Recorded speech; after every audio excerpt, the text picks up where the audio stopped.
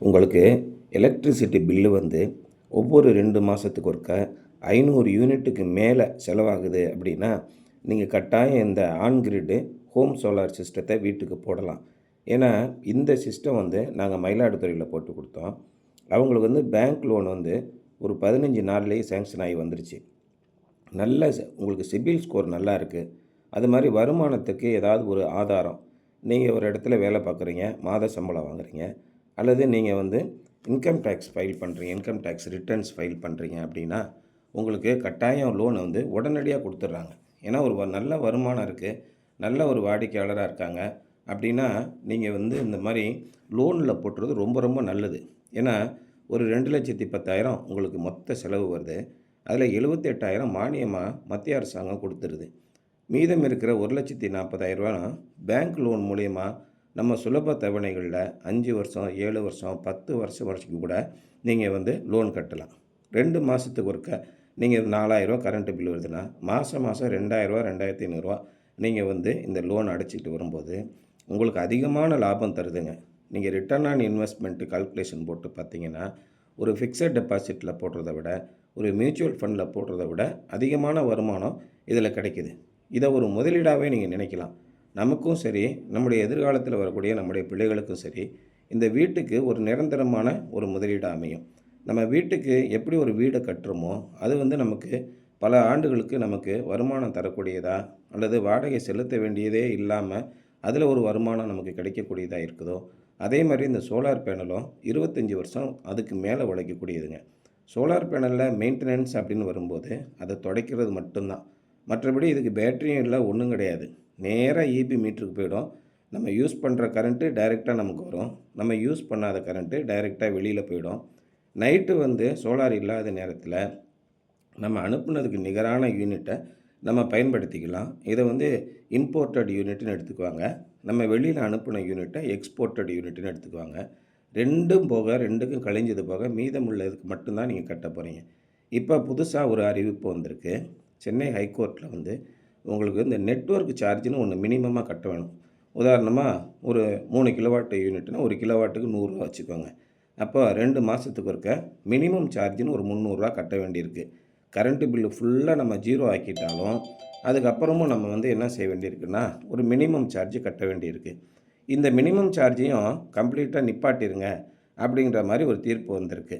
இது எதிர்காலத்தில் நின்று போச்சு அப்படின்னா, கரண்ட்டு பில்லு நிச்சயமாக உங்கள் வீட்டுக்கு ஜீரோ தாங்க. இன்றைக்கி நேற்று இல்லை, அடுத்த 25 வருஷத்துக்கு உங்களுக்கு அதான் நடக்க போகுது. உங்களுடைய பயன்பாட்டுக்கு தகுந்த மாதிரி இந்த ஆன் கிரிட் சிஸ்டத்தை போடும்போது ஒரு 1000 யூனிட்டு 2000 யூனிட் வருது அப்படின்னா, நீங்கள் ஒரு 5 கிலோவாட்லேருந்து 7 கிலோவாட் போடுங்க. சார் 2 மாதத்துக்கு ஒருக்க எங்கள் வீட்டுக்கு பில்லு மட்டுமே 3000 யூனிட்டுக்கு மேலே வருது, 28,000 30,000 பில்லு கட்டுறோம் அப்படின்னா, நீங்கள் 10 கிலோவாட் போடுங்க. கரண்ட்டு பில்லு நிச்சயமாக ஜீரோ தான் வரும். இன்றைக்கி தேதியில் நெட்வொர்க் சார்ஜ் அப்படின்னு வரும்போது 10 கிலோவாட் அப்படின்னா ஒரு ரூ. 1000 கட்ட வேண்டியிருக்கும். ரூ. 30,000 பில்லு கட்ட வேண்டிய இடத்துல வெறும் ரூ. 1000 தான் கட்டுவீங்க. இந்த ரூ. 30,000 பில்லை குறைக்கிறதுக்கான முதலீடு வங்கி மூலிமா உங்களுக்கு வந்துடுது. அதனால் மொத்த அமௌண்ட்டை நீங்கள் போட வேண்டியதில்லை. அதுலேயும் பார்த்தீங்கன்னா ஒரு 78,000 80,000 உங்களுக்கு மானியமாக கிடைக்கிது. இப்படி பல்வேறு விதங்களில் நிதி உதவியும் கிடைக்குது. இது ஒரு நல்ல முதலீடாகவும் அமைஞ்சிருது. நம்ம வீட்டுக்கும் பார்த்திங்கன்னா நமக்கு தேவையான கரண்ட்டை நம்மளே உற்பத்தி பண்ணிக்கிறோம். இன்றைக்கி புவியில் இருக்கிற வெப்பமயமாகுதல், நிறைய அணுக்கரு நம்ம வந்து மின்சார நிலையங்கள் வருது. இன்றைக்கி வந்து அனல் மின் நிலையங்களை விரிவாக்கம் செய்ய வேண்டியிருக்கு. தேவைகள் அதிகமாக வருது. அதனால் ஓரளவுக்கு முடிஞ்சவங்க ஒரு நடுத்தர வர்க்கத்தினர் எல்லாருமே 1,00,00,000 குடும்பங்களுக்கு இந்த சோலார் போடணும் அப்படின்னு சொல்லிக்கிட்டு இருக்காங்க. இந்த மாதிரி ஒரு 1,00,00,000 குடும்பங்களுக்கு நம்ம வந்து இது மாதிரி சோலார் போட்டாலே மின்சார தேவை வந்து பெருமளவில் குறைஞ்சிரும். பகல் நேரத்தில் பயன்படுத்தக்கூடிய மின்சாரங்களை எல்லாம் நம்ம சோலார் மூலயமா உற்பத்தி பண்ணும்போது நமக்கு ஆகிற செலவும் குறைஞ்சிரும். நமக்கு உள்ளபடியாக ஆகக்கூடிய மின்சார கட்டணத்தை நம்ம ஜீரோ ஆக்கிட்டு போயிடலாம்.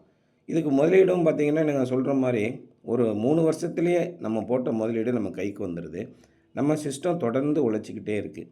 அப்போ ஒரு 20 வருஷம் உழைக்கும்போது நமக்கு பெருத்த லாபம் கிடைக்கும் இதில். அதே நேரத்தில் நம்ம கைவிட்டு செலவு பண்ண போகிறோம் என்ன அப்படின்னா ஒன்றுமே இல்லை. ரொம்ப நிகரமான தொகை பார்த்திங்கன்னா ரொம்ப மீகராக ஒரு சொற்பமான தொகையை தான் நம்ம முதலீடாக செலுத்த வேண்டியிருக்கு. வங்கியில் நீங்கள் வந்து லோன் வாங்கணும் அப்படின்னா 20% தொகையை மட்டும் நம்ம கையிலேருந்து போட்டுக்கணும். சிபில் ஸ்கோர் 675க்கு மேலே இருந்துச்சுன்னா நிச்சயமாக நீங்கள் உங்களுக்கு உடனே ஒரு வாரம் 10 நாள்லேயே லோன் வந்துடும். அதை வச்சு நம்ம சோலார் சிஸ்டம் போட்டுடலாம்.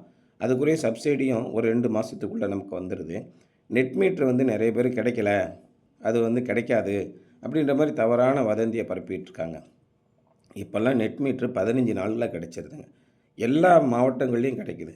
மெட்ராஸில் மட்டும்தான் கிடைக்கும், மற்ற கிராமங்கள்லலாம் கிடைக்காது அப்படின்னு சில பேர் ஈபியில் இருக்கிறவங்களே கூட சொன்னாங்க சார் அப்படின்றாங்க. அந்த மாதிரிலாம் கிடையவே கிடையாது. எல்லா குக்கிராமங்கள்லேயும் நெட் மீட்ரு சர்வசாதாரணமாக கிடைக்குது. எல்லா இடத்துலையும் ஸ்டாக் இருக்குது. அதனால் தைரியமாக நீங்கள் சோலார் போடலாம். கரண்ட்டு பில்லை 0 ஆக்கிக்கலாம்.